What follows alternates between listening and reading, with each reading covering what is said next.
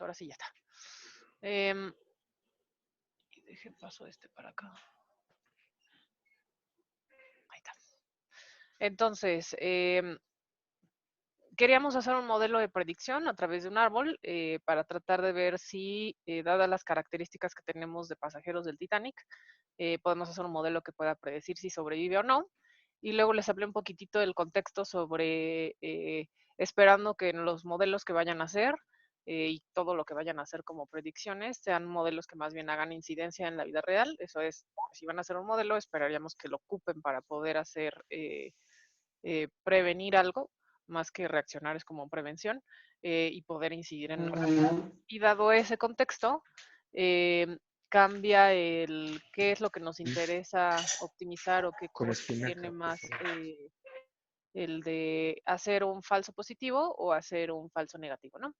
Em, Bajo esa perspectiva, entonces, que les puse un poco más de contexto, digamos, de negocio, aunque este no era como mucho de negocio, pudimos observar que era más costoso hacer falsos negativos y lo pusimos también hacia, por ejemplo, hacer un modelo de predicción de si tienes o no coronavirus, porque restringirá ciertos recursos que son importantes, ¿no? Entonces, bajo ese aspecto, lo que hicimos fue definir nuestro objetivo, que era hacer un modelo de predicción en donde lo que queremos saber es si eh, una persona, dado sus características, va a sobrevivir o no el accidente del Titanic. Entonces, eso era algo supervisado, binario, donde la positiva era sobrevivir y la negativa era no sobrevivir. Dado eso, definimos los TPs, FPs, TNs y FNs y establecimos que era más costoso hacer FNs y entonces optimizaremos hacia tener la menor cantidad de FNs. Dado esa definición, seguramente entonces en las métricas de desempeño del modelo, eh, vayan pensando ahí qué es lo que necesitamos optimizar, Precision, Recall o F1 Score. Si quieren irlo poniendo, de hecho, todavía en el chat, estaría bueno para ir empezando a discutir al rato. Entonces, luego les dije que íbamos a hacer 3 soluciones en código. Uno que es muy enfocado hacia hacer el árbol y cómo se hace en sklearn y cómo funciona la separación de training test y más o menos como empaparlos más hacia el código. Eh, la segunda, eso no significaba que era la respuesta correcta porque no íbamos a hacer cross-validation, solo era para que nos pudiéramos enfocar en el código de cómo hacer el árbol. Luego, la segunda solución está más relacionada a ahora sí meterle cross-validation. Y entonces para hacer ese cross-validation dijimos que al menos íbamos a tener 10 faults, que eran 10 separaciones de sets de datos para que pudiéramos pudiéramos estar seguros de que no estábamos haciendo overfitting. Y luego la tercera opción tiene que ver con qué pasa si más bien ya lo hacemos completo y entonces le permitimos hacer búsqueda de hiperparámetros al algoritmo y eso era pues moverle a ciertos parámetros del árbol para que se puedan hacer diferentes experimentos, cada uno con sus diferentes cross-validation y luego seleccionando el mejor modelo de todos los que se habían corrido. Entonces esas serán las 3 soluciones que veremos. Yo creo que el día de hoy solo nos enfocaremos en la primera y en la segunda, porque sinceramente sí creo que es mucho código y es como, o sea, a primera instancia puede ser como muy difícil. eh, ¿Qué pasó aquí? Como muy difícil, como muy difícil digerir todo en una sola sentada, ¿no? Entonces, lo primero que voy a hacer es que les decía que scikit-learn viene en un paquete que se llama sklearn, que espero pues ya hayan podido instalar en su PyEnv. Aquí lo único que yo estoy haciendo es haciendo el import de sklearn de pandas y de numpy, solo para saber que todo está correcto y si ustedes corren esa línea y les marca un error, seguramente les va a decir no existe el módulo sklearn y eso es porque seguramente todavía no lo han instalado. Entonces, en ese caso, por favor, instalen su scikit-learn. En particular, yo estoy ocupando la versión 0.22.2. Eso va a ser muy importante porque cuando ustedes busquen la documentación asociada a... Documentación asociada... ¿Me escuchan? Siento que ya no me escuchan, pero bueno. La documentación asociada hacia la API, tienen que siempre ponerle la versión porque sí van cambiando algunos métodos conforme se van gracias, conforme se van cambiando estas versiones. Entonces, les puse justo una liga en donde viene la API, seguramente debe venir hasta abajo en las referencias. Es justo este de acá. Entonces, en esta API de referencia, lo que importa es este numerito de aquí que viene 0.222, justo nada más para referirnos hacia la misma versión. Entonces, estamos nada más para eso, quería saber en qué versión estaba esta.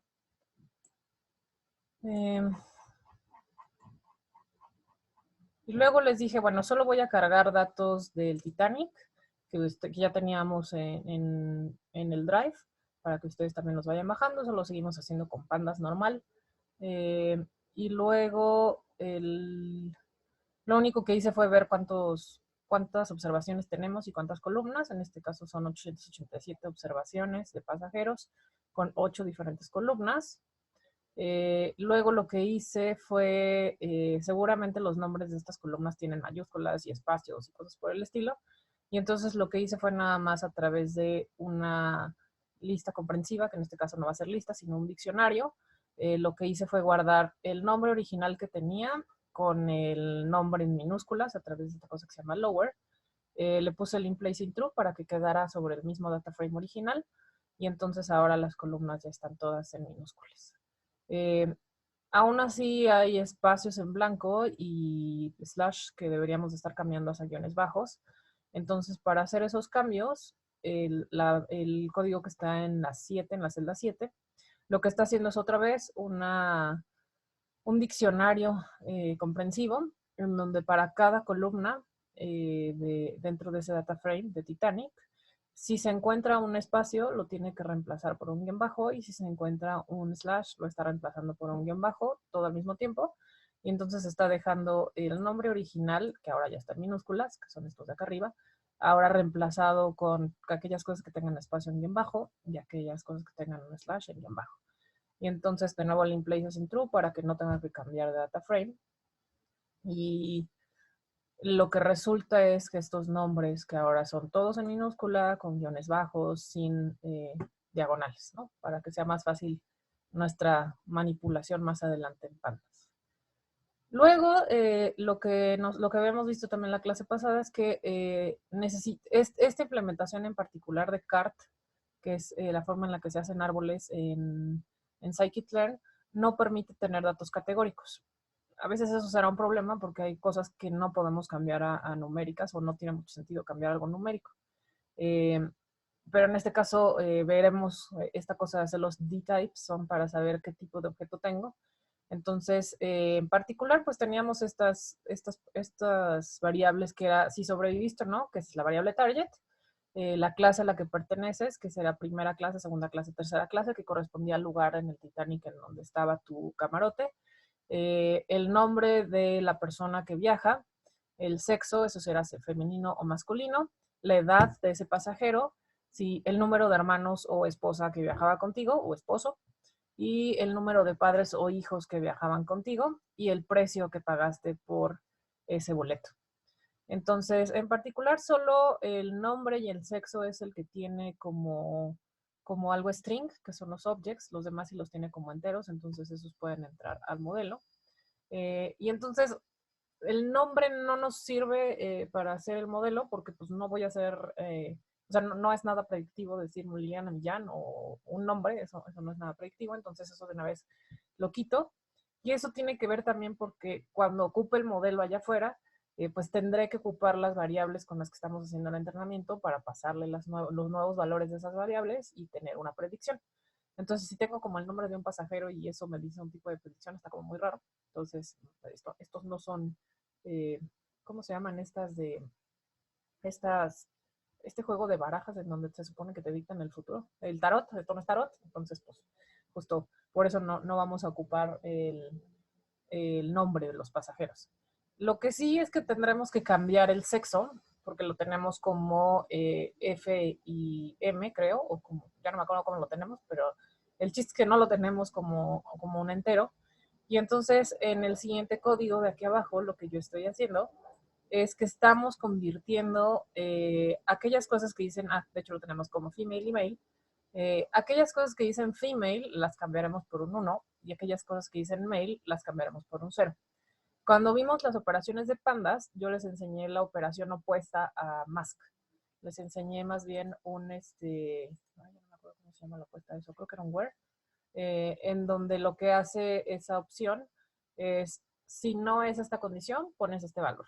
En lo que estamos haciendo a través de mask es decirle, si es este el valor, ponles este otro valor. Entonces aquí lo que está sucediendo es que le estoy diciendo que en el data frame de Titanic, en la columna sexo, quiero enmascarar. Si encuentra el valor female, le va a poner un 1, y si le encuentra el valor male, le va a poner 0. Y eso lo vamos a hacer in place para que no tenga que hacer otro data frame, ¿no? Entonces, una vez que yo hago esta pequeña transformación, lo que sucede es que ahora tenemos los datos así. Entonces ahora ya tengo si sobreviviste o no como 01, la clase a la que perteneces como primera, segunda, tercera clase, el nombre, que de nuevo no nos va a interesar el nombre, el sexo, y ahí ya lo cambié a los que son hombres deberían de tener 0, los que son mujeres deberían de tener 1, ¿no? No tienen ninguna asociación a nada ese 0 y 1, pueden ponerlo al revés, si así les parece. La edad del pasajero, el número de hermanos o esposas que viajaba, o esposa o esposo que viajaba con esa persona, o si viajaban padres o hijos, y cuánto pagó por su boleto. ¿Hasta ahí hay alguna duda de lo que estoy haciendo con estos datos o de lo que queremos lograr con estos datos?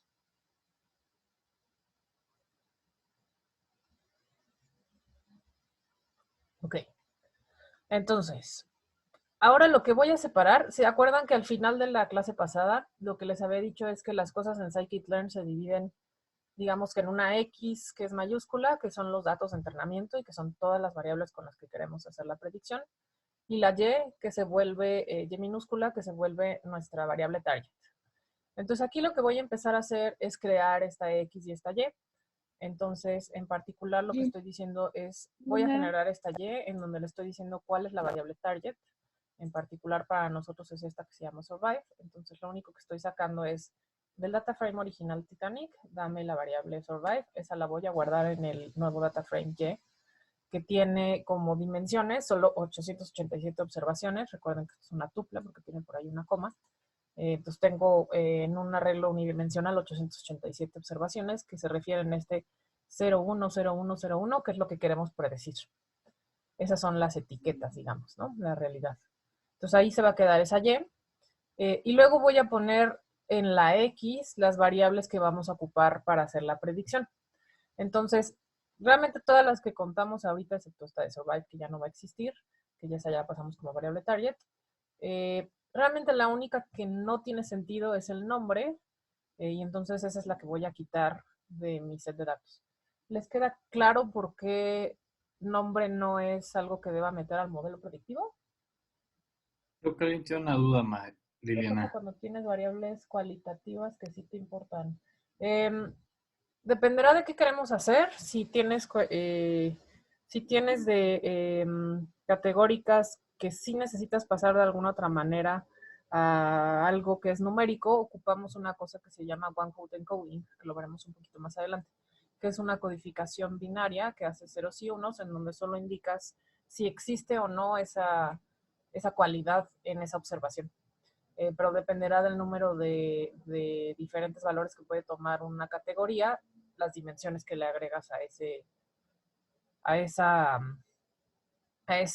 nuevas variables. Entonces, por ejemplo, supón que tenemos los colores, o sea, si algo debe de servir el color para predicción, suponte, o el día de la semana, eso es más sencillo, aunque eso tiene una transformación diferente, pero supongamos que es número de día de la semana. Entonces tenemos lunes, martes, miércoles, jueves, viernes, sábado y domingo, que son 7 diferentes valores. Eso, pues cambiarlo a algo de 0, 1, 2, 3, 4, no tiene mucho sentido, dado que por adentro vamos a ver que muchos de los algoritmos lo que hacen son sacar distancias y similitudes, y entonces digamos que ponerle 0 a lunes y 6 a domingo no tiene mucho sentido en separación, a veces sí, a veces no. Si no tiene mucho sentido pasarlo a algo así de 0, 1, 2, 3, 4, entonces lo que hacemos es más bien codificarlas hacia una cosa que se llama one-hot encoding, que lo veremos un poquito más adelante, en donde cambio a poner cada valor de esa categoría como una nueva columna, Y entonces ahora voy a tener lunes, martes, miércoles, jueves, viernes, sábado, domingo como columnas. Y por cada observación voy a poner un 1 en el tipo, en el día de la semana que corresponde a su observación. Entonces va a haber un montón de cosas que tienen 0, pero va a haber uno que tiene un 1. Y entonces eso nos va a permitir indicarle al algoritmo es miércoles, es jueves, es lunes. Pero digamos que se vuelven nuevas variables en nuestro dataset. Bien. ¿Les queda claro entonces por qué nombre no puedo meterlo para algo predictivo? ¿Y por qué me estoy deshaciendo del nombre? Ok, perfecto. Bueno, entonces lo que voy a hacer aquí abajito es pues, quitar ese nombre y entonces me voy a quedar con una cosa que se llama filter, en donde le voy a decir cuáles son las columnas con las que yo me quiero quedar. Entonces le tengo que poner todas las que necesito y en este caso son todas excepto el nombre y aquí ya no existe tampoco survive, no lo puedo poner aquí porque esos son más bien partes de las yes. Y entonces aquí estoy formando esta X mayúscula que tiene las variables con las que vamos a hacer el modelo y entrenar, ¿no? Entonces con lo que me quedé fue con la clase a la que perteneces, el sexo, la edad, si tienes esposa o hermanos a bordo, de cuántos y cuántos padres o hijos viajan contigo y cuánto pagaste por ese boleto, en donde se supone que debería haber una correlación entre fare y la clase, aunque no necesariamente, supongo que eso salió en su EDA, pero eso ya más bien es parte de las preguntas de qué tanta correlación hay ahí. Entonces ya tenemos nuestra X grandota y nuestra Y eso significa que ya tenemos nuestras variables con las que vamos a hacer el modelo y la variable que queremos predecir ya están separadas. Ahora lo siguiente es que vamos a hacer esta parte del holdout validation y eso es, tenemos el set de datos que queremos, con el que vamos a hacer el entrenamiento, entonces lo vamos a separar en train y test. Dado que vimos que ahorita no importa si es o sea, no tiene nada temporal esto, entonces podemos hacer este split de manera aleatoria y vamos a ocupar un método en particular que existe en scikit-learn para poder hacer esta separación entre train y test. Entonces, ahorita lo vamos a hacer aleatorio, ya vimos que sí se puede hacer aleatorio porque no tenemos ninguna cosa que esté ligada a lo temporal. Y vamos a ocupar este método que se llama train test split. Este método vive dentro del paquete de scikit-learn en la sección Model Selection, vive esta cosa que se llama Train Test Split. Entonces, si se meten al lápiz de referencia, debe de venir algo que dice por acá, Model Selection, y por aquí viene, ¿era Model Selection? No era Model Selection, ¿sí? Era Model Evaluation, ¿o cómo se llamaba? Era Model Selection. Está mal, ¿no? A ver, déjenme buscar. Model Selection. Ah, acá está, Train Test Split. Entonces nos metemos a ese método para que vean qué opciones le pueden ustedes meter. Entonces lo que les dice es, va a dividir un arreglo o una matriz aleatoriamente en train y test. Y tú le puedes indicar, uno es qué es lo que se supone que va a hacer, sobre qué es lo que va a hacer este split. Y pueden ponerle ya sea el tamaño del set de entrenamiento o el tamaño del set de pruebas. Pueden poner el random state se refiere a la semilla que van a ocupar para poder hacer estas cosas aleatorias. Esta semilla también nos va a permitir poder reproducir su algoritmo o su experimento. Y entonces aquí lo que yo le puse es, bueno, vamos a ocupar train test split.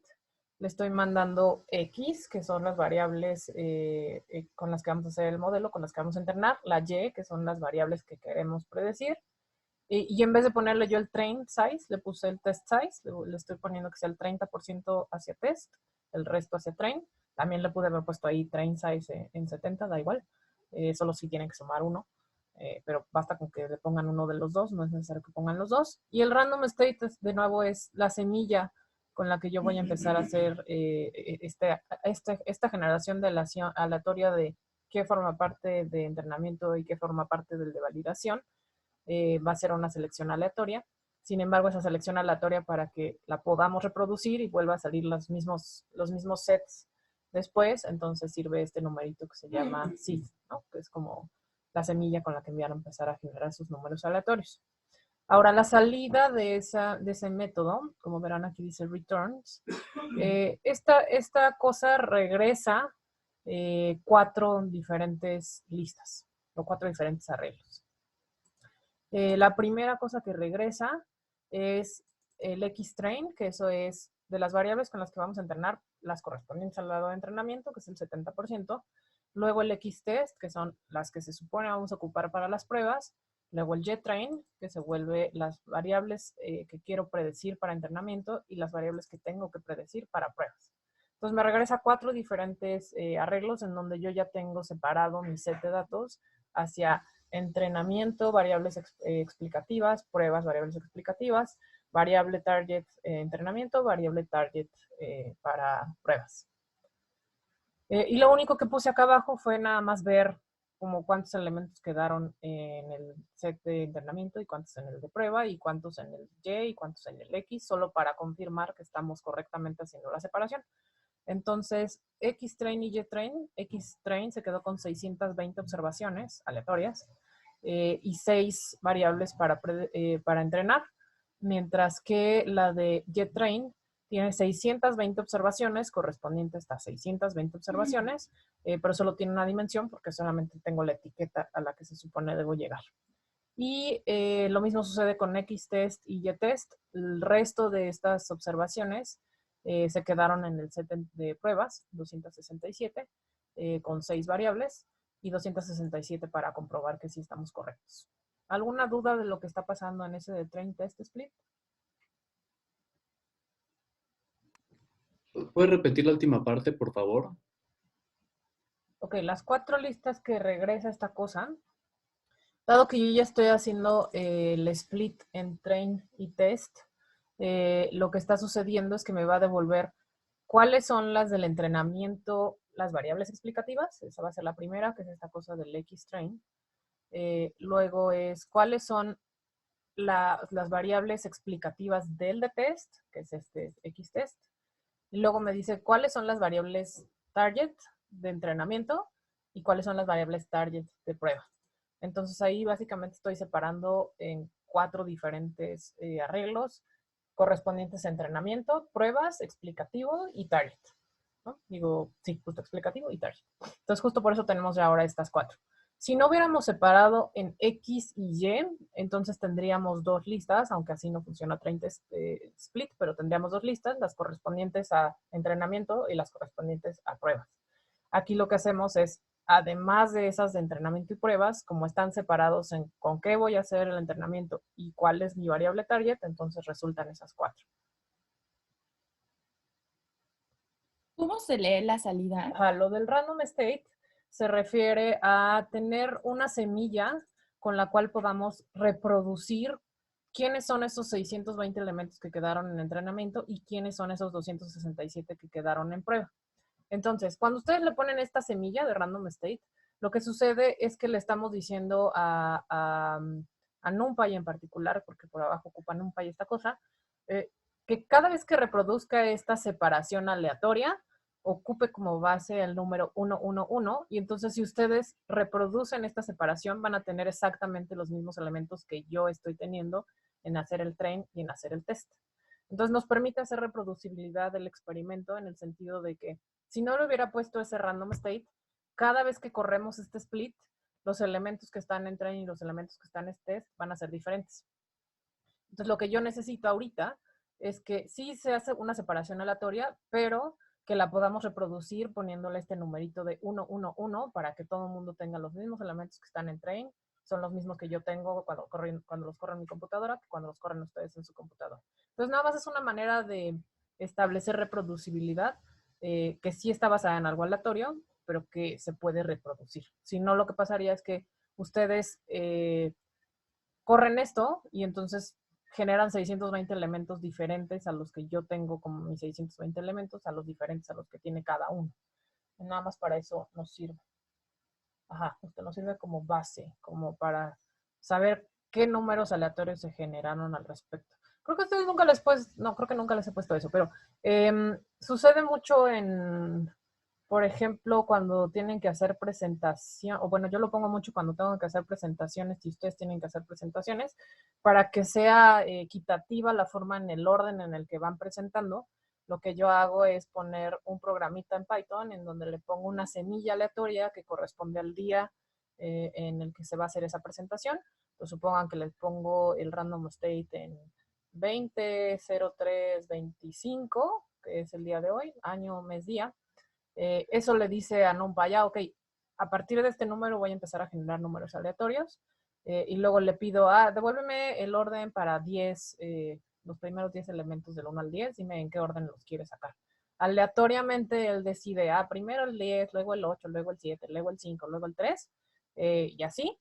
Pero lo que sucede es que si ustedes repiten ese experimento sin el random state, entonces ustedes van a ocupar, o sea, les va a dar un orden diferente al que yo estoy teniendo. Sin embargo, si todos tenemos la misma base de que sea el día, todos van a ver que les sale el mismo número de, o sea, ese mismo orden aleatorio les va a salir a todos. Y entonces eso nos permite tener reproducibilidad en estos experimentos. No sé si con eso los dejé más claro o ya los confundí todavía más. No, eso no puede causar overfitting porque eso más bien lo que está haciendo es separación de quiénes forman parte del entrenamiento y quiénes forman parte del set de pruebas. Ahora, por abajo, nosotros todavía nos va a faltar hacer los cross-validation para que ahora el de entrenamiento lo separemos en 10 diferentes sets de pruebas y 10 diferentes sets de validación. Si solo lo dejamos así, que es ahorita como lo vamos a dejar en esta solución, puede ser que sí sean overfitting, porque de hecho si cambian los elementos que forman parte del elemento de train, cambia las cosas que puede dar el árbol. Justo por eso también les decía arriba, una desventaja del árbol es pues quiénes entran en el entrenamiento y quiénes no, o qué variables entran y quiénes no. Entonces podría marcar algún tipo de overfitting, pero la verdad es que es muy poco probable que sea overfitting por generar ese random state. Y eso es porque pues se supone que estamos entrenando con 70% de los datos, 80% de los datos, que son muchísimos. Entonces, aunque fueron seleccionados, de hecho, más bien, lo más importante es que fueron seleccionados aleatoriamente.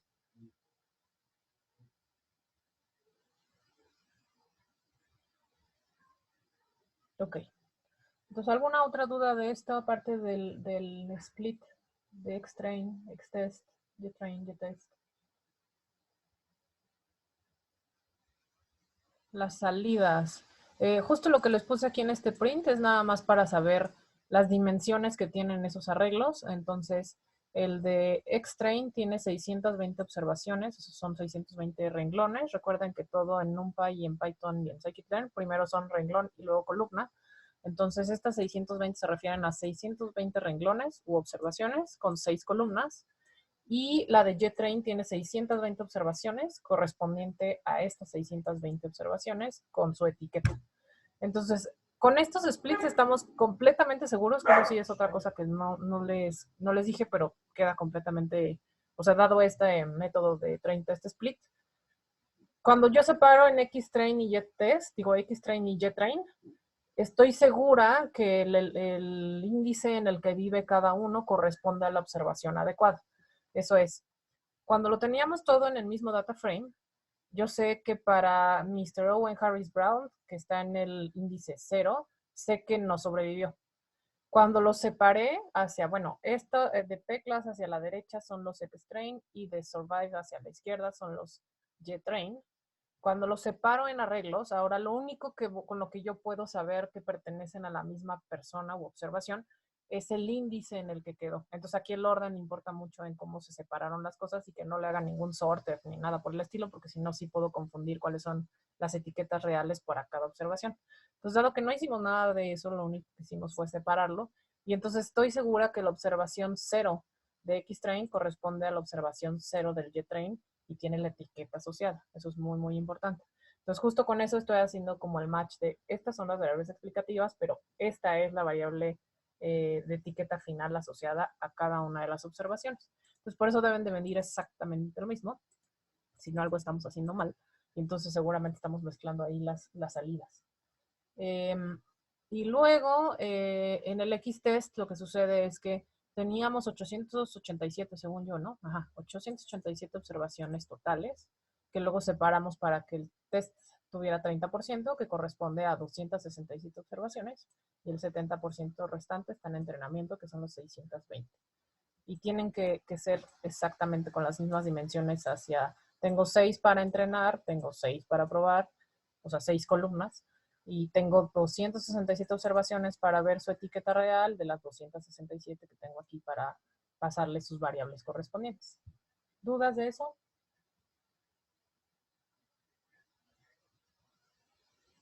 Ok.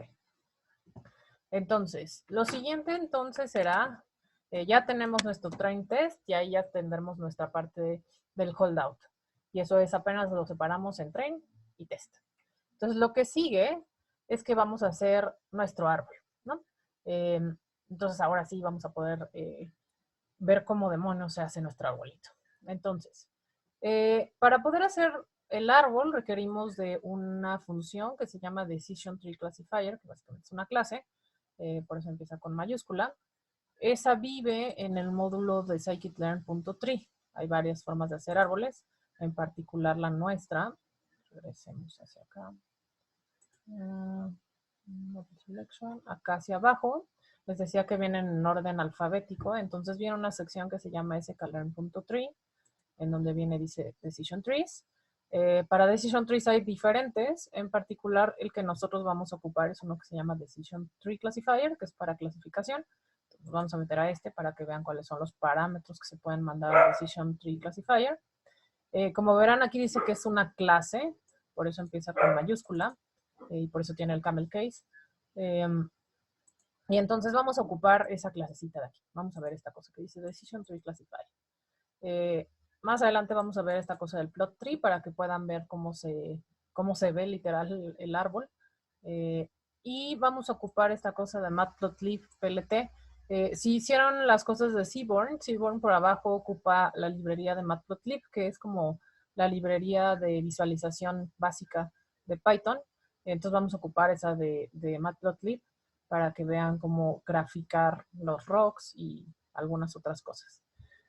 Entonces, para que se puedan ver estas gráficas en un Jupyter Notebook, le tienen que poner esta última instrucción en donde le ponen un porcentaje matplotlib inline para que aparezca en su Jupyter Notebook. Si no le ponen ese matplotlib inline, solo les aparece como si hubiera creado una gráfica, un objeto, pero no se ve esa gráfica, entonces nada más es para mostrarlo. Entonces, vamos a ocupar el Decision Tree Classifier. Y aquí lo que estamos haciendo, dado que es una clase, lo que vamos a ponerle son la configuración que queremos que tenga este árbol. Entonces aquí es donde vamos a poder establecer los hiperparámetros que tiene el árbol. Entonces en particular aquí solo le estamos poniendo que queremos ocupar el criterio de ganancia de información como Gini, que es el que tiene por default. También viene otro que se llama entropía, que es el que nosotros habíamos estado ocupando a mano. Gini es muy parecido, pero Gini es el que casi siempre se ocupa. Entonces, ocuparemos Gini y aquí vienen las opciones de puedes ponerle Gini o puedes ponerle entropy, ¿no? Entonces, lo único que yo hice aquí fue decirle quiero que el criterio sea Gini. En particular, si se meten a estas cosas que en la definición de la clase, ahí vienen los valores que tiene por default. Como verán, criterio ya tenía Gini, entonces no necesito ponerle eso, pero solo para que ustedes vean cómo se ponen, le puse el criterion igual a Gini. Si no le hubiera puesto criterion, entonces él toma por default el de Gini. Eso es lo que está pasando ahí. Luego existen otras, dijimos que había varios hiperparámetros que se pueden moverle a un árbol. Entre ellos también viene la profundidad del árbol, que es esta cosa de acá del MaxDepth, que les dije, no le muevan a la profundidad, porque eso sí es como muy drástico, el decir, no pases de 4 niveles. Eso no necesariamente puede llevarnos a un buen modelo. Lo que sí le pueden mover más es esta cosa de cuántos elementos debería de haber en un nodo para llamarse hoja y que ya no se siga creciendo, ¿no? Y entonces es una manera más orgánica de administrar la profundidad del árbol. ¿Qué otra cosa les moví aquí? Creo que nada más eso. Ajá, les puse que el criterio para definir ganancia de información sea a través de Gini y que debe haber al menos 5 elementos en un nodo para que sea considerado hoja y ya de eso ya no va a seguir hacia abajo. De hecho, 5 van a ser poquitos tal vez. Este numerito de aquí depende mucho también del tipo de datos que están ocupando, del contexto, del problema, de si tengo o no muchos datos. Por ejemplo, ahorita solo tenemos 620 para entrenar, tal vez 5 son muy pocos. Tal vez estoy haciendo overfitting ahí, pero es algo que tal vez deberíamos de empezar a cambiar y mover cómo funciona si le cambio a 5, 7, 8, 11, ¿no? Son de las cosas que queremos ver. Y de nuevo viene un random state, que de nuevo es una semilla a través de la cual, si tiene algo aleatorio el árbol, que en particular esto no va a tener nada aleatorio, pero el random forest sí, pues entonces que ustedes puedan replicar este experimento y tengamos las mismas respuestas, ¿no?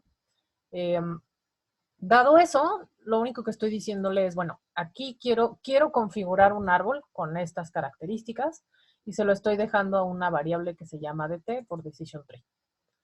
Entonces, hasta este momento, lo único que yo he hecho es definir cómo quiero que sea mi árbol. Todavía no lo hemos corrido, ni entrenado, ni nada.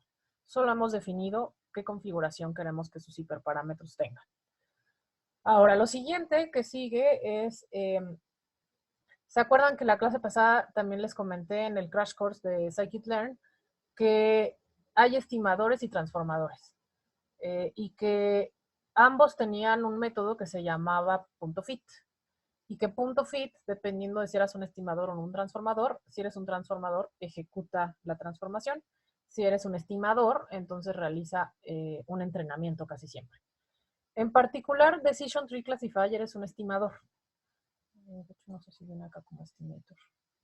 No, creo que no. Pero bueno, este es un estimador en el cual ustedes pueden tener, acá bien, métodos, tiene un fit y tiene un predict. Una manera muy sencilla de ver si eres un estimador o eres un predictor, pues es básicamente si tienes fit y predict o fit y transform, ¿no? En particular vamos a ocupar este en donde dice fit, que si notan aquí dice build a decision tree classifier from the training set. Eso se refiere a que vamos, cuando yo estoy haciendo este dt.fit, lo que estoy haciendo es instanciando esta configuración que hicimos del árbol para que lo pruebe con los datos de entrenamiento, tanto las explicativas como la variable target para verificar si lo hice bien o no lo hice bien.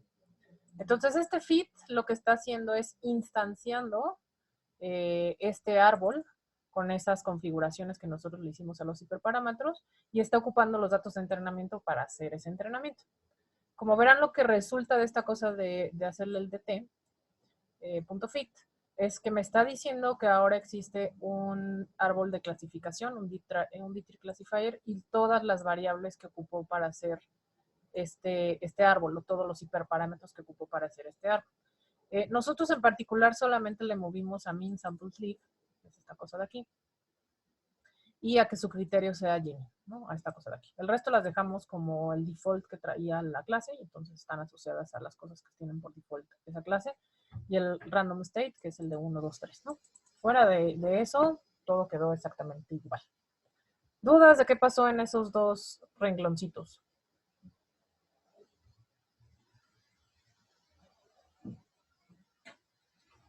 Ya, sí, ya hago esta, ya toda se está grabando, toda esta clase se está grabando.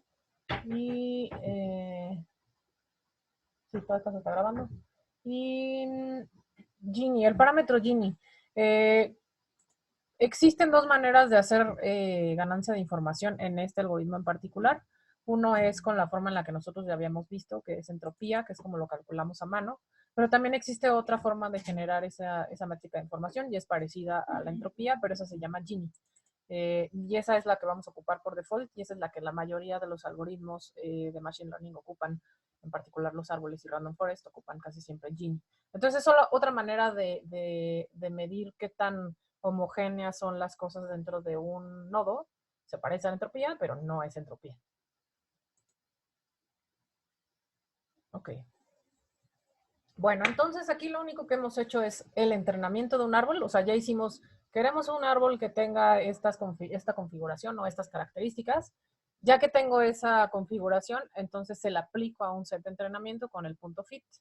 Y eso por eso justo lo tenemos que guardar en una variable. Y luego a esa variable le digo, bueno, ahora sí ya, instancia, genera un árbol y ocupa estos datos de entrenamiento para que me digas qué tan bien nos fue. Entonces, para saber qué tan bien nos fue, pues una de las cosas que quisiéramos saber son el ROC y todas esas métricas de desempeño de las que hablamos hace 2 clases. Pero existe también otra parte que les había comentado, que es, dado que nosotros podemos hacer esta onda de separar quién es el que más información me está dando y ponerlo como raíz, y luego separarlo, y luego ponerlo otra vez como otras separaciones, entonces queda muy claro que esta en particular, por ejemplo, de humedad, es la que más información está aportando hacia la separación entre si puedo jugar o no golf. Y entonces es una variable muy importante. Digamos que el nivel en el que te encuentras en el árbol indica la importancia de esa característica para poder separar o poder predecir, ¿no? Entonces aquí puedes obtener a través del método o Feature Importances, que es el que está acá abajo, que es lo que yo estoy haciendo en este momento. Una vez que ya está entrenado mi árbol, puedo pedirle cuáles son los feature importances asociados a las variables con las que estamos entrenando el modelo. Eso es el P-class, ¿cómo se llama esto? Sí, el P-class, la edad, el sexo, el FAIR, el número de hermanos y el número de padres y así. Quiero saber cuál de todos esos es el que está hasta arriba y que me da muchísimo más información y cuánta información me está dando. Entonces, esto lo que hace es que te devuelve, dependiendo del orden en el que están las columnas, su importancia en porcentaje. Entonces, resulta que el elemento que está en la columna 1 de X-Train solo aporta 10%, el elemento 2, 43%, el elemento 3, 24%, el 1, 2, 3, el 4, 2% o casi 3%, y de ahí se va bajando hacia 0.007 y luego hay otro por ahí de 18%. Como verán, esta no es una forma muy chida de leer, porque además ni sé, o sea, no necesariamente me puedo acordar de cuál es el que está en el 1 y cuál es el que está en el 2 y cuál es el que está en el 3. Y tampoco está padre que me lo ordene por cómo aparecieron en las columnas, sino más bien lo que quisiéramos saber. Esta es la variable y esta es su importancia, y casi nos gusta siempre tenerlo ordenados de mayor a menor para saber cuáles son las variables que más información me están dando para poder separar correctamente o clasificar. Entonces, lo que voy a hacer a continuación en esta parte de código es tratar de arreglar estas cosas de feature importance para tener justo eso que les estoy diciendo. Una tablita en donde yo pueda saber, esta es la variable, este es su feature importance, y ordenado de mayor a menor importancia. Y así yo ya puedo hacer cortes de, pues si estas no me están dando información, por ejemplo, esta de 0007 claramente no me está dando ninguna información, entonces puedo eliminar esa variable y ver cómo se comporta el árbol, ¿no? Entonces, lo que voy a hacer es que de este feature importances voy a generar una serie, aprovechando que las series de pandas tienen esta propiedad que se llama sort values, a través de la cual yo puedo ordenar de mayor a menor o de menor a mayor, como sea. Pues aquí lo que le estoy diciendo es que las ordene de mayor a menor. Y entonces me va a poner primero esto de 0.43, 0.23, 18, 10, 02, 007. Ahora, como me importa mucho en qué orden vivían originalmente aquí, por eso lo estoy cambiando a un series, porque el series por default les agrega un índice. Entonces ese índice es el lugar en el que vivía antes ese elemento, ¿no? Y entonces lo que hice al convertir los series y luego hacer el sort es que pude guardar el índice en el que vivía originalmente esa variable para después poderlo hacer un join con los nombres que existen en el data frame original de X, ¿no? Entonces aquí lo que estoy haciendo es generando de este series, voy a generar un data frame que incluye este feature importance, que es la cosa que está acá, que es el F1, y voy a agregar como columna su índice, que es este de aquí, 1, 2, 5, 0, 3, 4, y que corresponde al orden en el que vivía originalmente esto. Eso me va a servir para poder hacer el merge o el join. Entonces voy a hacer un segundo series con los nombres de las columnas en mi X, que son la clase a la que pertenece el pasajero, el sexo, la edad, el número de hermanos o esposa o esposo, el número de padres o hijos y el precio. Así aparecían originalmente en las columnas en el set de entrenamiento. Y entonces voy a hacer un data frame que incluye este feature, que es justo como se llama el feature, y en qué columna aparecía originalmente. Luego voy a hacer merge entre cuál es el feature importance y cómo se llamaba esa clase y en qué orden está o a qué columna pertenece. Entonces lo que estoy haciendo aquí es decirle al de features, quiero unirlo con el de feature importance, que es el de F1, y además quiero que organicemos los valores o que otra vez los volvamos a ordenar por feature importance, que es justo el que ya tiene el punto 43, punto 23, punto chalala. ¿Cómo sé que punto 43 corresponde a sexo y no a fair? Porque justo le agregué este índice original con el que vivía antes este feature importances. Entonces, como verán, aquí viene, para el primer elemento es 10.57, para el segundo elemento de nuestro xtrain es punto 43. En el orden original de las columnas, el primer elemento corresponde a pclass y el segundo elemento corresponde a sex.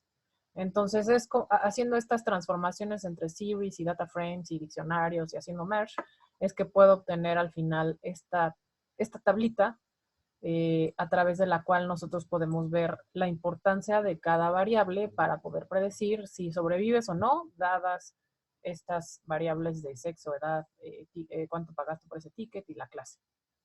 Entonces, como esto estuvo así como un poco complicado para hacer en todos lados, porque es algo que van a querer hacer siempre, entonces hice una pequeña funcioncita en donde les estoy dando quiero saber el feature importance, mándame los feature importances, que son lo que obtienen ustedes de aquí,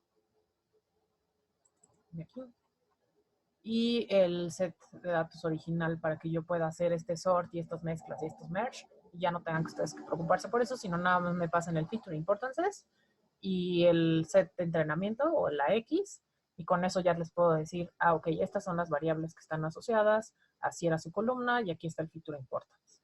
Entonces, dada este codiguito, lo que ahora sabemos es que sexo es la variable, digamos, que está hasta arriba, que está en la raíz y que es la que más información está aportando para poder predecir si vas a sobrevivir o no al Titanic. Según yo, como hipótesis, antes no lo pusimos así, pero según yo, como hipótesis, casi siempre que pensamos en el Titanic tiene un poco que ver con sexo, pero más que ver con la clase en la que estabas, según yo. Entonces, bueno, ahorita regreso a esa pregunta.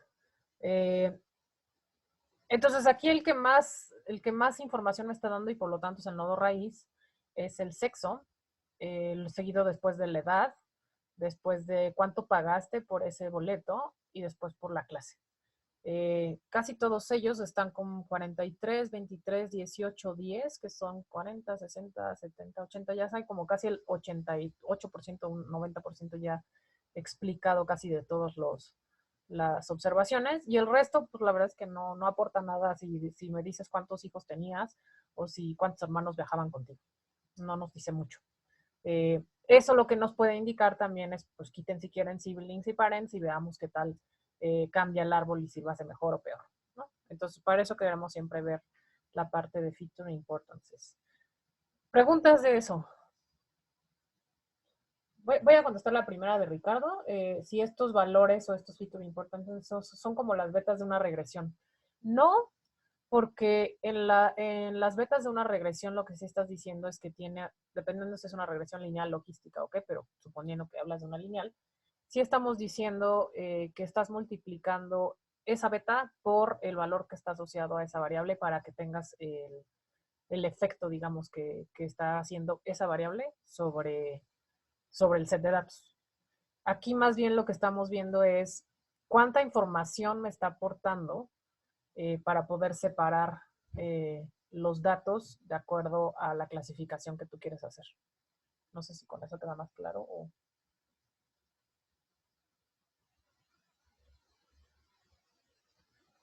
Si quitamos siblings y parents, sí cambia el árbol. Y justo es una de las desventajas de los árboles. Depende de qué le avientes, o sea, depende de qué variables le metas, el desempeño puede ser muy diferente. Es una gran desventaja, pero por eso justo necesitamos ver estas cosas antes de poder quitar variables. Lo que necesitamos primero ver es la importancia, luego quitarlas, ver qué tan bien funciona y ver las métricas de desempeño y decidir, prefiero este a este porque me está dando más información o se comporta mejor. Pero pues sí, es una desventaja grande que cubriremos cuando tengamos los random forests.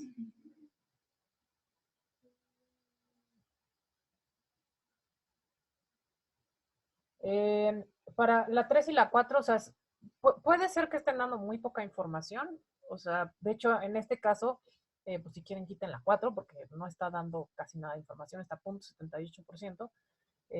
La 3 todavía da un 3% de información, que dado lo que ya está cubriendo lo demás, parece que es muy poco. Pero ¿cómo decides hasta cuándo parar los de importancia? Depende mucho de la experiencia que van agarrando conforme tengan modelos y de nuevo depende mucho del problema y de los datos y del contexto. Pero cosas que están abajo del 10% casi puedes decidir quitarlas siempre y cuando si tengas variables arriba que tengan un porcentaje más alto. Porque puede llegar a pasar que generemos árboles que pues, simplemente no son predictivos. Y entonces casi todos tienen 2%, 2%, 2%, 2%, 2% y tienes como 100 variables. Entonces, eliminar variables de ahí está un poco más difícil. Lo que hacemos más bien en esos casos es que ocupamos un árbol como modelo base, porque es el más sencillo, pero nos movemos a un modelo más complicado, ya sea Random Forest o XGBoost o inclusive redes neuronales, para ver cómo se están comportando en esos otros modelos más complicados que seguramente están observando patrones que no se ven normalmente con los árboles. Y entonces con esos podemos hacer una predicción mejor. Pero casi siempre lo que hacemos es que el árbol lo tomamos como una base porque es de los algoritmos más sencillos, más claros, más fáciles de implementar y entonces nos sirve como benchmark. Esto es lo mejor que podemos hacer con un modelo base y de ahí hacia adelante. Entonces, pues sí dependerá mucho la experiencia de cómo le van quitando y cómo le van moviendo. En este queda muy claro que Parents y Children pues, no nos está aportando mucha información, dado que sexo ya tiene 43%. Puede ser que en otros casos ocurra que haya set de datos que pues todos están por ahí del 1%, 2%, 2%, 2%, en cuyo caso pues no se pueden eliminar porque tenemos tenemos muy poca información guardada en cada una de esas variables. La manera más sencilla de ver eso será más bien páselos a un random forest y cuando veamos random forest verán por qué eso es mejor, muchísimo mejor que un árbol y eso seguramente les va a dar más información que solo un arbolito. ¿Más dudas de de Feature Importance?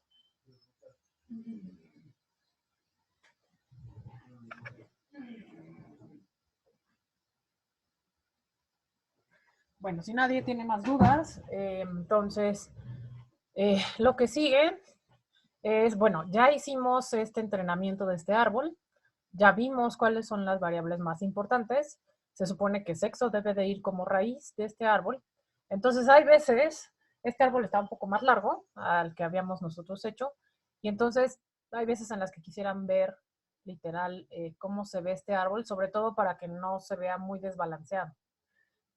En este caso, lo que tenemos, dijimos que en particular esta implementación de CART, además de que no acepta cosas categóricas, también es binario, es un árbol binario, entonces siempre va a ir haciendo divisiones de dos, ¿no? Para que sean de dos ramitas.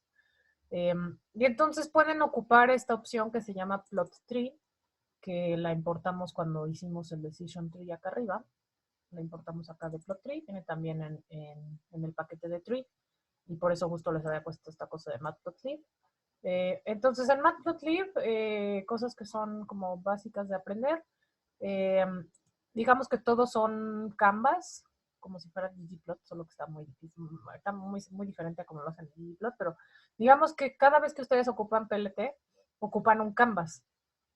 Y este canvas no se limpia hasta que ustedes le dicen, límpiate. Y entonces pueden tener ahí como amontonados muchísimas gráficas si es que no las van limpiando. Entonces, esta primera instrucción lo que se refiere es a limpiar la figura, clean figure, y eso es, pues empieza con un canvas en blanco. Y luego, ya que tengo este canvas en blanco, lo que voy a hacer es solamente decirle plot tree del árbol que ya entrenamos, que es el DDT, y eso lo que va a hacer es generarme estas cosas de acá abajo. Ahora, para que yo lo pueda ver, necesito ponerle esta cosa del plt.show. También pueden guardarlo si quieren, entonces en vez de plt.show pueden ponerle savefig, y entonces el nombre del archivo en donde quieren guardar este árbol. Aunque como verán, pues no tiene así como, aunque le hagan suma a esta cosa, la verdad es que no sale bien, porque está muy grande. Pero lo que sí queremos ver cuando vemos este árbol es que no haya un lado que esté muy desbalanceado y que tenga mucha profundidad. En este caso no está tan desbalanceado, este llegó a cosas más profundas, seguramente por acá está lo de siblings y parents, y de este lado fue suficiente con decir los fairs, age y sex, normalmente. Y este debería de ser sex. Y luego de sex, seguramente tienen la opción si eres, de hecho eso va a ser de las cosas raras, que supongo que va a venir un poquitito más abajo. Dado que todo es numérico, pues él lo va a tratar de poner como menor o igual que en intervalos, que estén en 2 intervalos. Y entonces, aunque nosotros lo tenemos como 0 y 1, él va a poner menor o igual que 0.5, menor o igual que 1. Como no hay valores 0.5 en nuestro sexo, pues cada vez que dice menor o igual que 0.5, pues son los ceros. Y cada vez que dice mayor que eso, pues son los unos. Entonces, justo en esas cosas son las cosas raras de cambiarlos a numéricos, tal vez no tiene tanto sentido en algunas variables.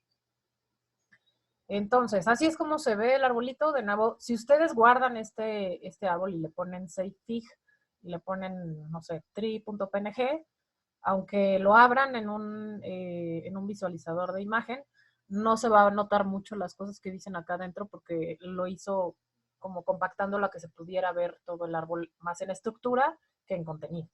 Si quisieran ver más bien las reglas que se generaron para este árbol, entonces se ocupa este otro método que se llama export text. Este export text lo que necesita es que le manden el estimador al cual quieren hacerle esta extracción de reglas, que en particular es el árbol, el DT, que es el que ya habíamos entrenado, y que le manden los nombres de las columnas tal cual aparecen en su data frame original de X. Entonces aquí lo que le estoy diciendo es que viene de, yo ya había puesto acá una cosa que se llama names, que tenía los nombres originales, que tiene por acá arriba, ajá, que es esta cosa de aquí, que ya tenía los nombres originales, y a eso ya nada más le puse, como se quedó como una serie, nada más le puse values, ¿no? Que es esta cosa de aquí, name to list. Necesita mandarse como una lista, no como una serie, por eso le estoy mandando un to list. Y con eso, él ya me puede decir cuáles son las reglas asociadas a esta estructura que está acá arriba. Entonces, efectivamente, dado que en feature importance sex quedó como .43 y es el que mayor información me está dando, pues ese debería de ser el nodo raíz, que efectivamente aquí me dice sex es el nodo raíz, seguido por fair, y luego por age, y luego algunas configuraciones ahí más abajo. Entonces justo viene aquí sex, y luego age, y luego fair, y así. Entonces, en esta cosa de export text, lo que les dice son las reglas que se crearon para poder decidir si vas a sobrevivir o no. Eventualmente llegan a puntos hoja, que son cuando definen ya la clase. Entonces, por ejemplo, si seguimos esta ruta, lo que les dice es, si tu sexo es menor o igual a 0.50, o sea, si tu sexo es masculino, porque eres 0, y en tu FAIR pagaste menos de 27 chelines, y tu edad está en menor de 10 años, entonces tu clase es que sobreviviste. ¿Sí? Así es como se van leyendo. Y luego, entonces, así ya tienes como todas las posibles ramas que tienes asociadas a esta cosa de aquí. Eso es solo por si necesitan tener las reglas asociadas como en texto. Normalmente esto no lo van a poner en if-else y así, sino más bien solo van a ocupar el árbol para poder hacer la predicción. Pero esto es cómo se va viendo en las reglas hacia qué clase están poniendo, ¿no? ¿Dudas de estas cosas de cómo graficar y qué les está dando esta cosa del export text?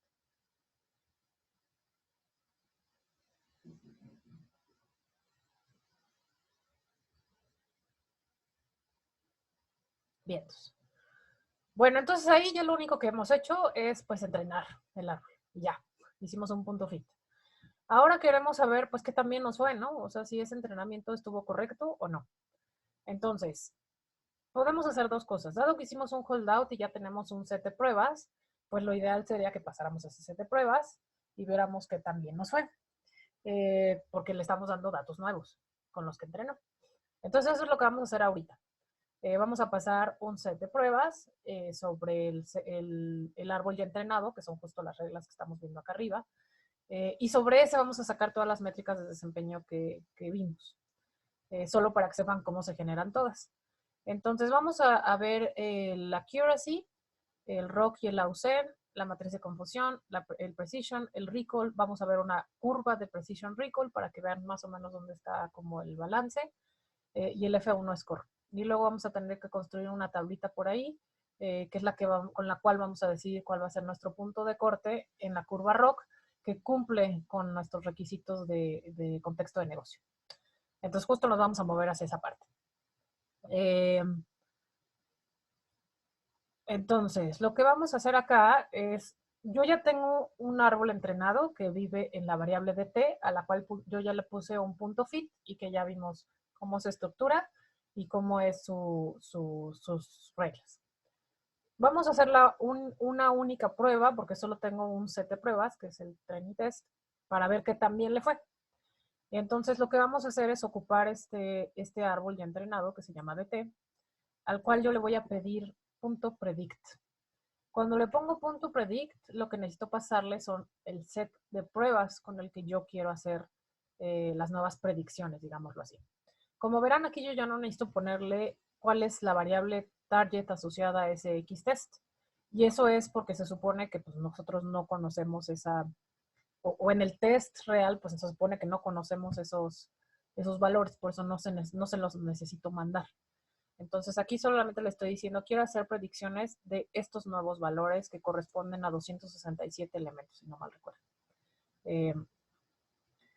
Y luego esto, si yo solamente le pongo un punto predict, lo que sucede es que, aquí hay varios, acá había varios métodos. Si yo solo le pongo punto predict, me devolverá la etiqueta asociada, dadas las variables que yo estoy viendo, la etiqueta que debería tener, ¿no? Que eso es lo que vamos a hacer ahorita. Entonces me está devolviendo aquí, lo que le estoy diciendo es, dame los primeros 10 elementos del 0 al 9, cuál es la etiqueta asociada a la predicción.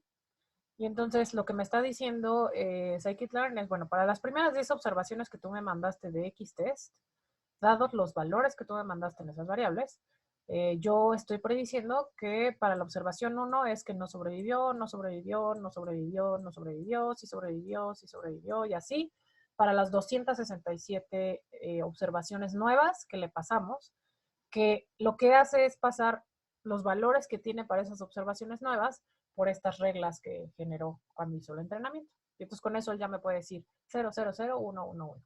¿Ok? Esa es una forma. Eso nos va a ayudar a generar algunas métricas.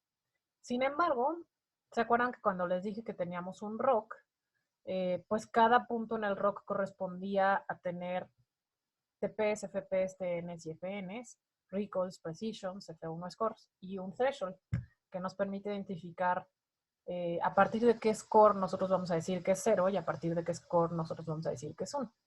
Lo que sucede cuando yo le pongo un predict normal es que scikit-learn decide el punto de corte de acuerdo a la mejor matriz de confusión para poder tener la mayor cantidad de TNs y TPs, que no necesariamente, de nuevo, corresponde a lo que nosotros queremos hacer en contextos de negocio. Entonces, para eso, de más bien, no me des la etiqueta, dame el score asociado, ocupamos la función de predict proba. Aquí dice proba, porque normalmente la gente asocia las salidas de los modelos de predicción a una probabilidad de ocurrencia entre 0 y 1, pero no necesariamente esto es una probabilidad. Sí va en un valor entre 0 y 1, pero se refiere más a un score que a una probabilidad. De nuevo, sí está asociado al 0 y 1, pero no es per se una probabilidad. Entonces, lo que le estoy diciendo aquí es, mejor en vez de que me devuelvas la etiqueta, devuélveme el score que tú generaste para cada una de las observaciones. Dado que yo le estoy pidiendo el score, entonces me devolverá un arreglo de 2 dimensiones. el score para la etiqueta 0 y el score para la etiqueta 1. Aquí no me dice a cuál pertenece, o sea, siempre tiene el número de categorías que están asociadas a nuestro problema. En este caso en particular, pues son binarias, es solo 0 o 0, 1, o solo 1. Y en el orden en el que se los regresa, para ver en cuál está, le tienen que pedir esta cosa de clases. Entonces en clases él dice, pues primero tengo 0 y luego tengo 1. Eso significa que la dimensión 0 de este arreglo corresponde a los scores para la etiqueta 0 y la dimensión 1 corresponde a los scores para la etiqueta 1. En particular, para que nosotros generemos nuestras métricas de desempeño, nos gustará o tendremos que ocupar la del 1 porque son las que son positivas para nosotros. ¿Dudas de esto de Predict Proba y Predict Labels y por qué vamos a ocupar la dimensión 1 de la de Predictions Scores cuando generemos las métricas de desempeño? Sí, Pablo.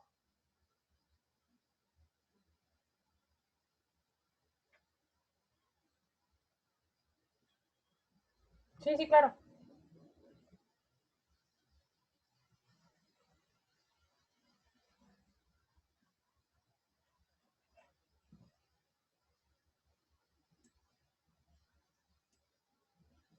Creo que no te escucho. ¿Alguien escucha a Pablo? No te escuchamos, Pablo. Ahora. No. ¿Ya? Yo no lo escucho.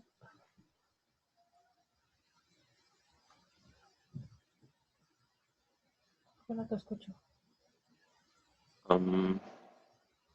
¿Ya? No te escucho. A ver, espérenme.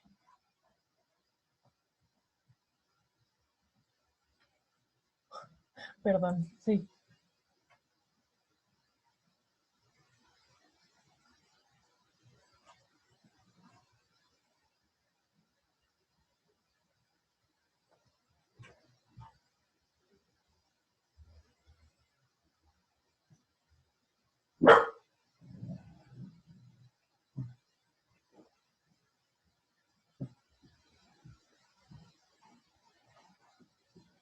Puedo hacer una especie de arreglo visual del Predictions Score. ¿Arreglo visual como en qué sentido? ¿Como para saber cuántos hay en cada score y así? ¿Como para tener como un histograma? Sí, como un heatmap. Sí, y de hecho más bien el ROC nos va a permitir tener una visualización un poco diferente a un heatmap, aunque sí, si quieres puedes poner un heatmap en donde puedas ver la mayoría está cayendo como en este score. Y eso también te va a servir como para identificar si el modelo está muy sesgado a solo dar un score. Aunque eso se puede ver directamente en el ROC. Ahorita más o menos les voy a enseñar. Este va a salir como una curva más o menos cool, pero hay veces en las que solo hay en un ROC, hay solo 3 puntos, porque o todos se van a 0 en score, o todos se van a 0.5 en score, o todos se van a 1 en score. Y entonces justo el heatmap de eso va a tener solo 3 clusters ahí gigantescos, lo que significa que las variables que estamos ocupando no son muy predictoras y no lo estamos haciendo muy bien, que digamos, porque no tenemos diferentes cortes. Entonces es algo que vamos a poder visualizar a través del ROC, y la forma de esa curva también va a ir asociada a que también está el desempeño de ese algoritmo o no. Si la curva tiene muchísimos puntos, entonces hay muchísimos scores, digamos que muy dispersos, que está bien, que eso es lo que queremos lograr, ¿no? Pero sí, si quieres también podrías hacer alguna especie de heatmap. Bueno, entonces, para que nosotros podamos medir la accuracy, existe ya también en scikit-learn un método. Sí, no.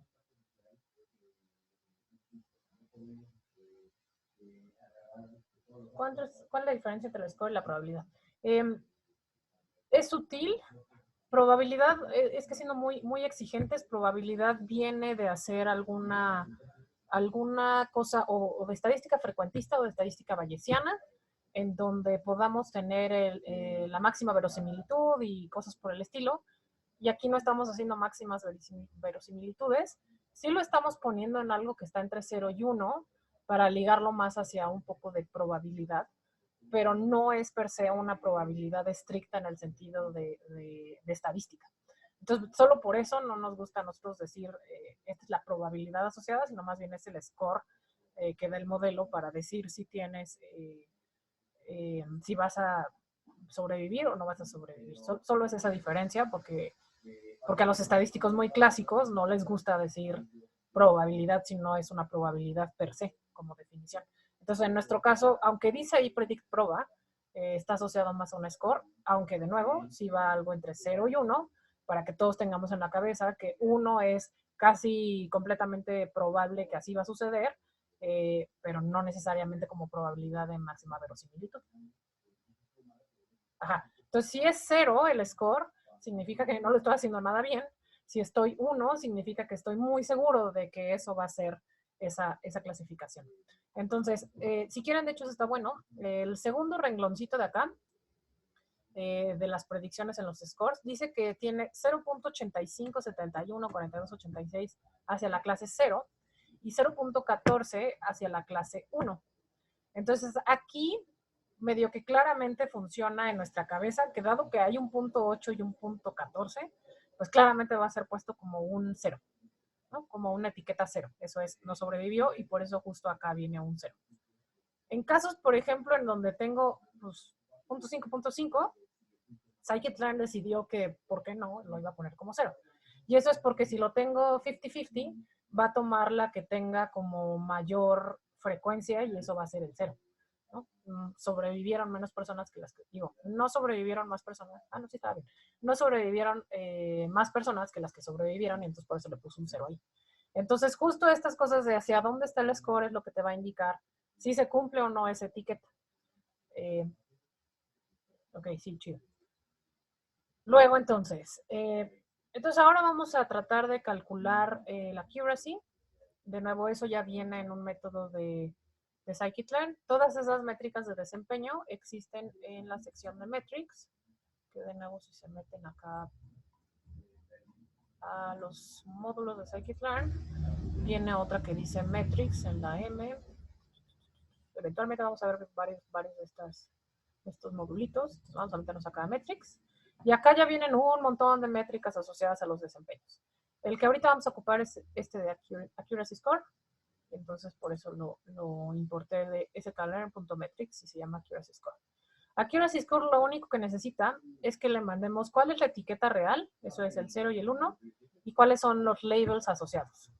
Entonces, dado que yo puse acá todas las predicciones en etiqueta que me devolvió Scikit-Learn, lo único que hace esta cosa es verificar a cuántos fueron iguales, cuántos fueron diferentes, para ceros, para unos, y con eso saco el accuracy.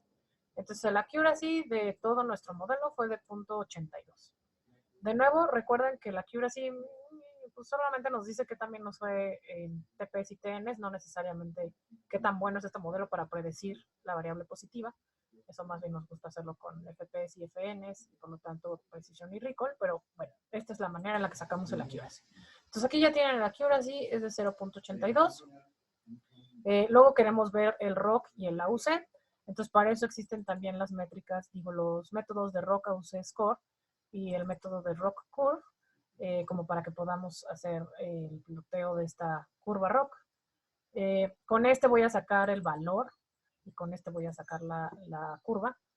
Entonces, para poder sacar esta curva, lo que yo le necesito mandar a este método es primero cuáles son los valores reales asociados a mi prueba, y luego cuáles son las predicciones de score para la etiqueta que yo quiero probar. Entonces aquí lo que le estoy diciendo en esta configuración extraña de Python, lo que le estoy diciendo es, para el arreglo de prediction scores, devuélveme todos los renglones, ese 2 puntos significa todo, y luego solo devuélveme el primer renglón asociado a la clase 1.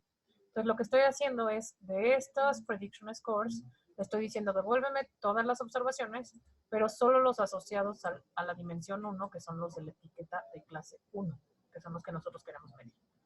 Entonces eso es lo que estoy haciendo acá. Y además le estoy diciendo que la etiqueta positiva, o sea, lo que yo estoy definiendo como positivo, es el valor 1. Eso es lo que le estoy poniendo acá. Entonces, cuando yo le mando estas cosas, lo que sucede es que Rock Curve me va a generar los FPRs, los TPRs y los thresholds asociados al rock para que yo pueda tener, ok, para este score tienes tantos FPRs y tantos TPRs. Para este score tienes tantos FPRs y tantos TPRs.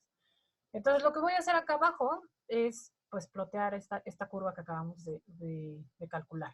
Entonces, voy a limpiar las figuras que ya existían antes para que no se amontonen. Luego voy a poner una línea en Matplotlib. Si solamente le pones plot, estás haciendo un plot de lineal. Y aquí lo que le estoy diciendo es que voy a ponerle una línea que va de 0, 0 y a 1, 1, que es esta cosa de acá. Lo voy a poner como un dash, que es el estilo que le estoy poniendo a esta cosa, y lo voy a colorear de rojo para que se vea dónde está la línea del random, ¿no? Luego voy a plotear, justo X dijimos que era el FPR y Y es el TPR, entonces aquí me va a poner algo que va entre 0 y 1, y aquí me va a poner algo que va entre 0 y 1, que justo corresponde a FPR y TPR. El título de esta gráfica va a ser Rock Curve, nada más para dejarlo ahí. También lo pueden poner aquí si quieren el AUC que vamos a calcular más abajo. Por allá abajo hay otro ejemplo en donde lo estoy imprimiendo aquí. Y le estoy poniendo el nombre de la etiqueta al eje X y el nombre de la etiqueta al eje Y. Entonces aquí le estoy poniendo FPR y TPR. Y lo único que estoy haciendo es, bueno, muéstrame esta gráfica. Y este es el ROC asociado a nuestro algoritmo de árbol entrenado con Gini, en donde solo las hojas tienen 5 elementos, ¿no? Este es el ROC asociado. No se ve tan mal, no está muy cercano a la línea roja. Está muy vertical o casi muy vertical hacia las primeras cosas de falso positivo, lo que nos gusta. Tiene muchos puntos de corte, al menos tiene este de 0, este de aquí, este de aquí, este de acá, este de aquí, este de acá. O sea, sí tiene muchos puntos de corte, eso nos gusta. Les digo que luego hay veces en las que aparece solo un punto aquí y un punto aquí, y eso significa que no nos sirve de mucho este modelo porque no hay mucha diversidad en el score. Entonces no estoy muy segura de lo que está, o sea, no estamos muy seguros de que ese modelo lo esté haciendo bien porque no lo está haciendo bien. Luego, pues nos falta saber el área bajo la curva para saber que también estuvo este ROC. Entonces con eso estamos haciéndolo a través del ROC AUC Score, en la que le estoy mandando cuáles son las Ys reales y cuáles son los scores que yo le di. Y con eso se calcula el AUC. El AUC es del 83%, no está nada mal, que corresponde justo al área bajo la curva de este ROC, ¿no? ¿Dudas de cómo hice el ROC?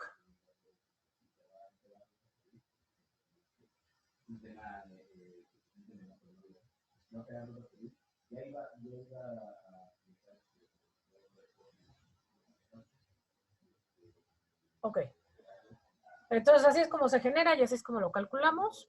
Y lo último que vamos a ver es la matriz de confusión, en donde aquí dada la documentación si se meten a la documentación de cómo se hace el Confusion Matrix, lo que sucede es que el renglón 0 en la columna 0 corresponde a los true negatives, el renglón 0 en la columna 1 corresponde a los false positives, el renglón 1 en la columna 0 corresponde a los false negatives y el renglón 1 en la columna 1 corresponde a los true positives, ¿no? Así es como los vamos a leer. Entonces existe ya también un método que se llama Confusion Matrix, al cual le tienen que mandar solamente cuáles son los valores reales o las etiquetas reales versus las etiquetas que predijo Scikit-learn, y entonces me devuelve esta matriz en donde tengo en las diagonales true negatives y true positives, 145 true negatives, 74 true positives.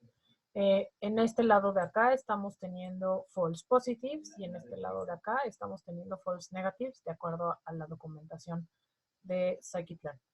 Entonces, si esto es bueno, si esto es malo, pues de nuevo está sobre un punto de corte que decidió Scikit-learn, no necesariamente sobre el que nosotros quisiéramos ver.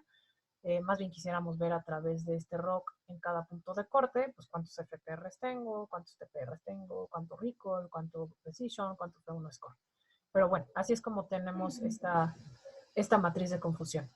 De nuevo, entonces aquí hay 145 true negatives, 74 true positives. Lo estamos haciendo mucho mejor para las etiquetas 0 que para las etiquetas 1, eso es lo que está diciendo. En false positives es este de acá arriba. Me estoy equivocando en decir que sí sobrevivió cuando no sobrevivió 17 veces. Y en false negative, que es este numerito de acá, me estoy equivocando 31 veces. dado lo que nosotros dijimos de que queríamos optimizar más hacia FNs, este no es un muy buen modelo, porque lo está haciendo mejor sobre los ceros que sobre los unos. Entonces me estoy equivocando más al decirte que sí que no sobrevivió cuando sí sobrevivió.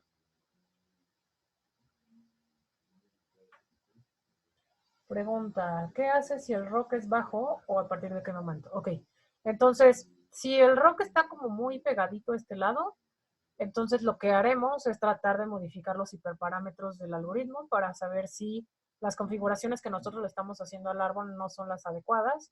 Entonces, por eso es justo que nos gusta moverle también al tunearle a los parámetros para saber qué diferencias se generan si le cambio a la profundidad, al número de elementos que caen por hoja, al método que ocupamos como ganancia de información, y justo por eso nos gusta tener diversidad de experimentos para poder ver cuál es el mejor de ellos. Si aún así el rock está como muy aplanadito, entonces las variables que nosotros estamos ocupando para predecir no son realmente predictoras y tendremos que hacer algo al respecto. Existe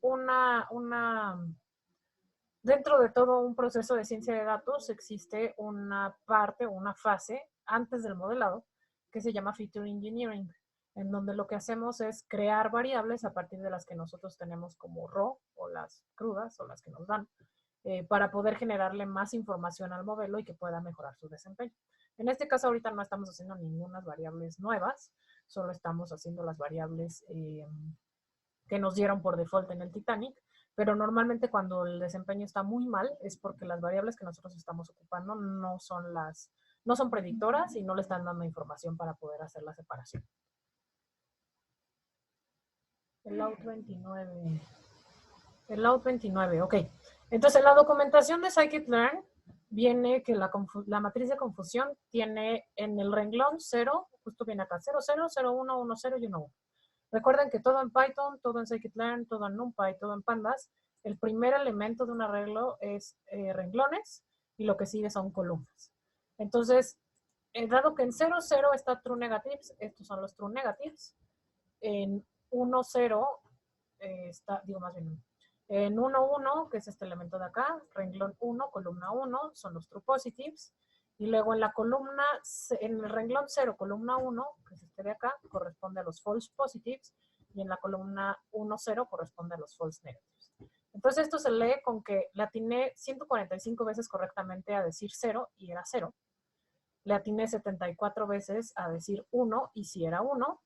Y luego, para este que es el false positive, lo que estoy diciendo es, me equivoqué en mi positivo, eso es, yo dije que era 1 y realmente era un 0, entonces me equivoqué 17 veces en decirte que sobrevivió cuando realmente no sobrevivió. Y 31 veces me equivoqué en decirte que no sobrevivió cuando sí había sobrevivido. Así es como se lee esta cosa.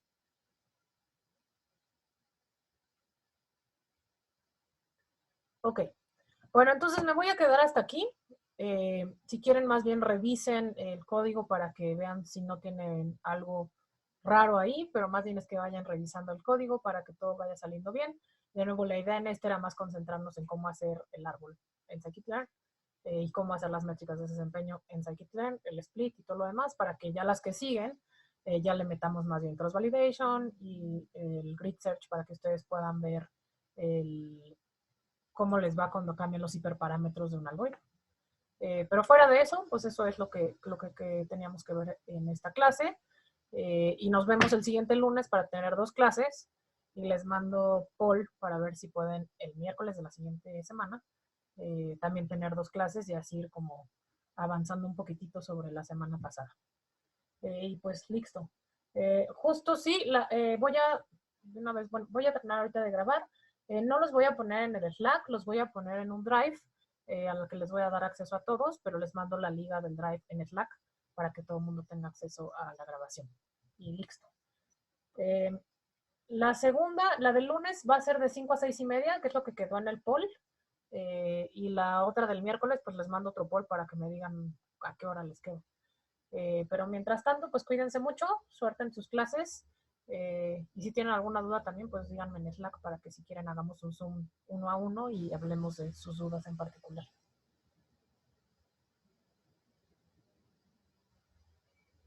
Cuídense mucho y lávense las manos. Gracias, Liliana.